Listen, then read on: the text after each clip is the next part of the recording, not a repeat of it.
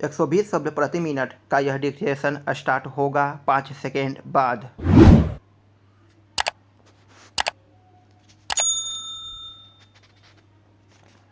Start. जैसा कि माननीय सदस्य जानते हैं, कल दूसरे सदन में इसी तरह की बहस थी। मुझे वहां भी कुछ देर बैठना पड़ा। इस कारण यहाँ जो भाषण हुए उन सबको मैं सुन नहीं सकी। मुझे सुनकर दुख है कि कुछ माननीय सदस्यों ने इस अवसर पर भी हमारे विदेश विभाग को बुरा भला कहा। सेवाओं पर दोषारोपण करके सरल रास्ता निकालने का प्रयत्न ऐसी प्रवृत्ति है जिसकी मैं निंदा करती हूँ। मैं यह नहीं कहती कि हमने गलतियाँ नहीं की है और हमारे सभी प्रतिनिधि हमेशा योग्य ही होते हैं। जब गलती हो तो हमें उसे अवश्य बताना चाहिए, लेकिन सदा आलोचना करते रहने से निरुत्साह पैदा होता है और मनोबल गिरता है। हमें उन औजारों को ही कुंठित नहीं कर देना चाहिए जिनसे हमें काम लेना है। देश और विदेश में हमें काम तो करना ही है। हम अच्छी तरह जानते हैं कि पाकिस्तान के शासकों को दी गई हर सहायता बांग्लादेश के निर्दोष लोगों के विरुद्ध इस्तेमाल की जाएगी। इस अवसर पर हमारे प्रतिनिधियों ने परिश्रम से बहुत अच्छा काम किया है। प्रस्तुत परिस्थितियों में वे जितने प्रभावी हो सकते थे हुए हैं। कुछ सरकारों के विचार निश्चित हैं और यदि उनमें सहानुभूति भी पैदा की जाए तो वे इस प्रकार के मामले में कोई स्पष्ट बात कहने को तैयार नहीं होंगे।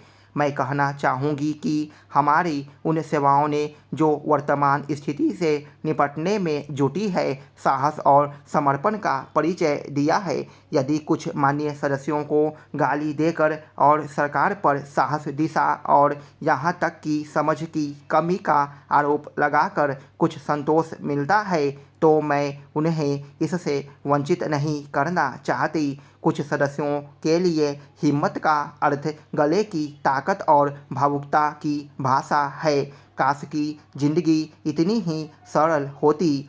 इस सरकार में बहुत से दोष हो सकते हैं, लेकिन उसमें साहस की कमी नहीं है, न ही यह आवश्यकता के अनुसार जोखिम उठाने से डरती है।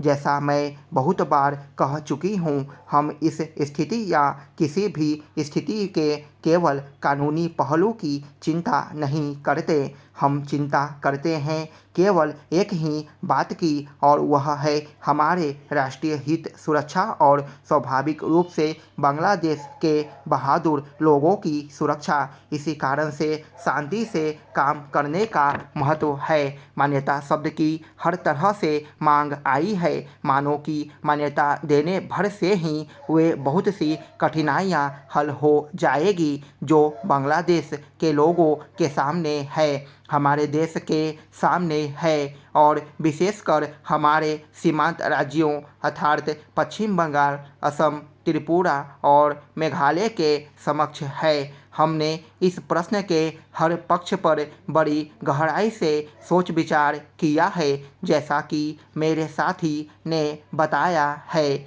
इसकी हम निरंतर समीक्षा करते रहते हैं। हम इसकी प्रतीक्षा नहीं करते कि दूसरे देश इस विषय में क्या करते हैं। इस बारे में या अन्य मामलों के बारे में हम जो कुछ भी निर्णय करेंगे वह स्थिति के हमारे अपने ही स्वतंत्र मूल्यांकन के अनुसार और इस बात को ध्यान में रखकर होगा कि हमारे हित व्यापक अर्थ में किस तरह पूरे होते हैं। कल मैं अपनी वर्तमान कठिनाइयों से संभावित खतरों और बोझों के बारे में जानबूझकर बहुत संयत भाषा में बोली थी। वह इस कारण नहीं कि मैं बोझों या खतरों से आज या कभी डरी हूँ, बल्कि इस कारण कि मैं चाहती हूँ कि माननीय सदस्य इन सब विषयों पर गहराई से विचार करें। स्टॉप।